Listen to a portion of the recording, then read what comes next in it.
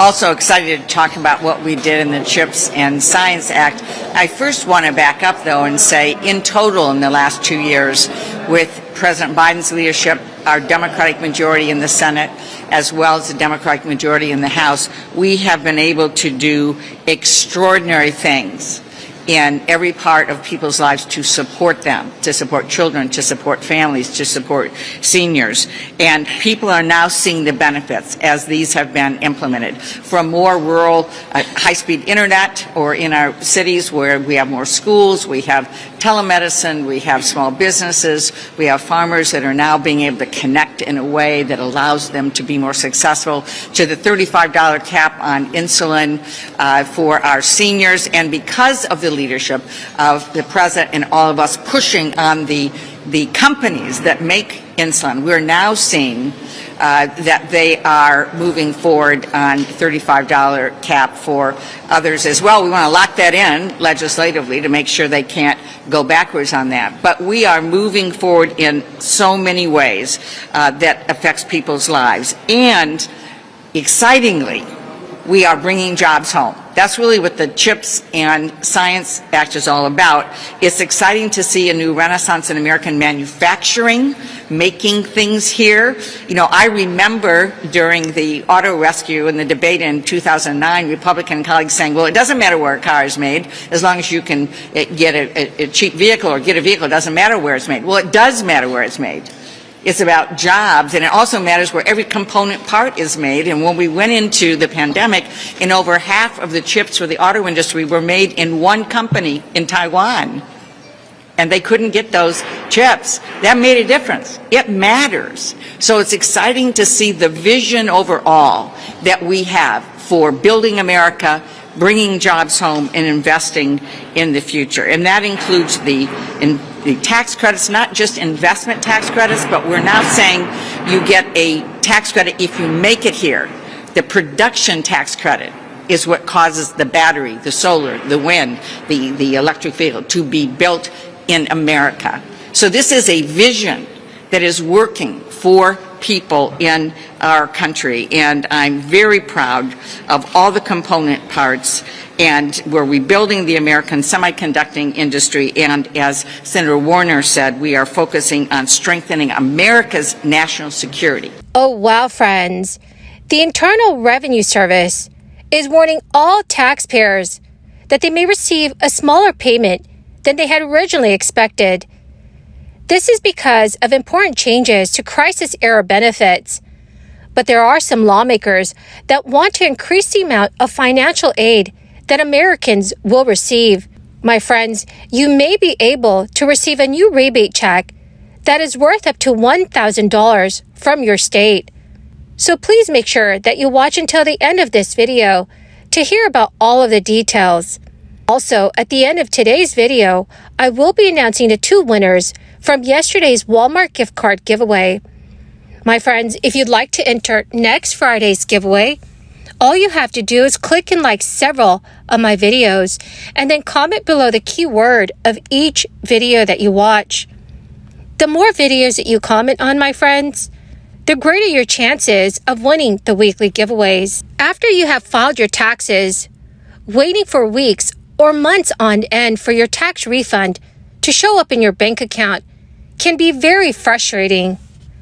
There is a good reason why many workers are anxious to get their hands on their refunds. The payment typically represents the biggest check that most Americans will receive all year.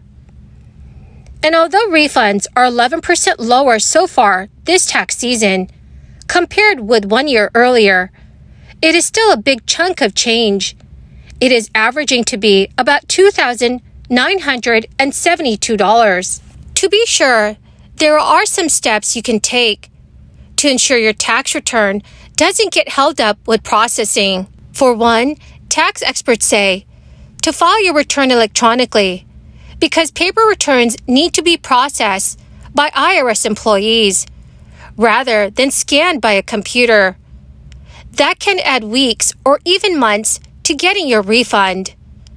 Second, check your tax returns for errors before you file, because simple math problems can get your return jammed up as well.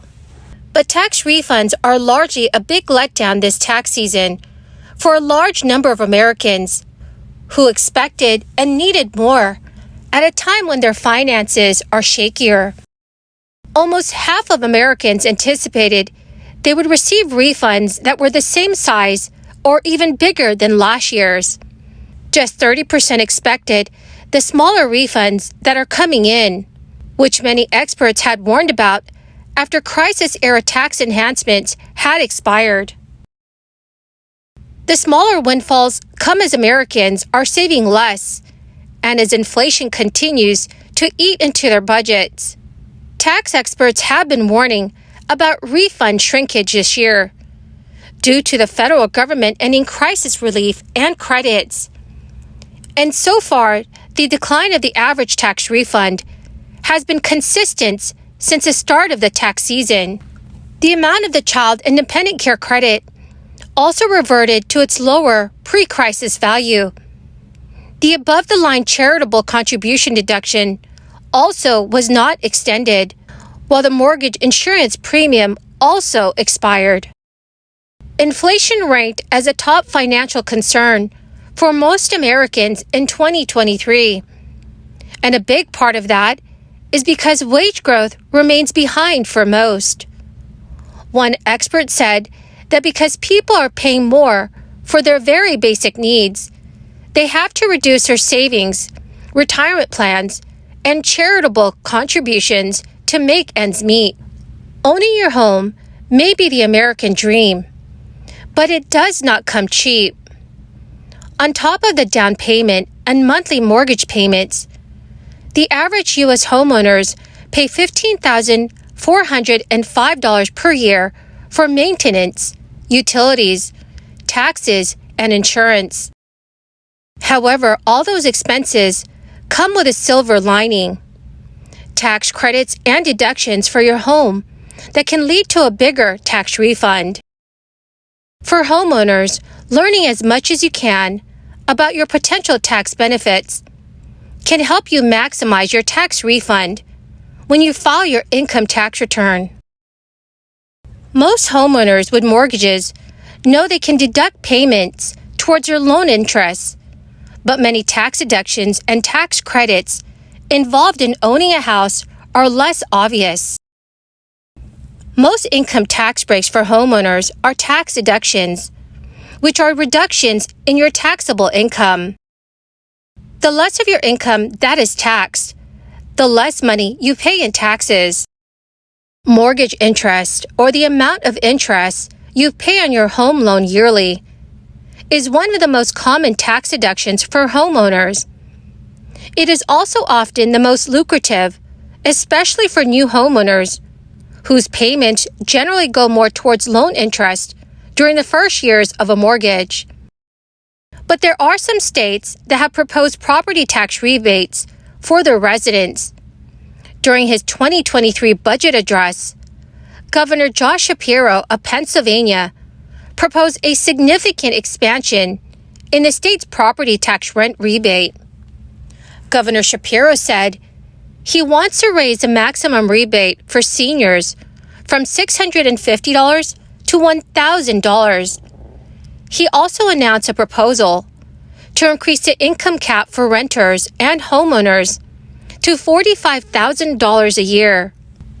Well, my amazing and most magnificent friends, that is the end of my daily stimulus update video for this Saturday afternoon. Thank you so much, friends, for being here every day and for being part of this community. The two winners of yesterday's Walmart gift card giveaway is Adrian De Los Santos and Sandra Reberger. Congratulations, my friends. To claim your gift card, please check your notifications page and send me a message. Or you can message me on my Facebook page. Thank you, friends, and have a wonderful and very blessed weekend.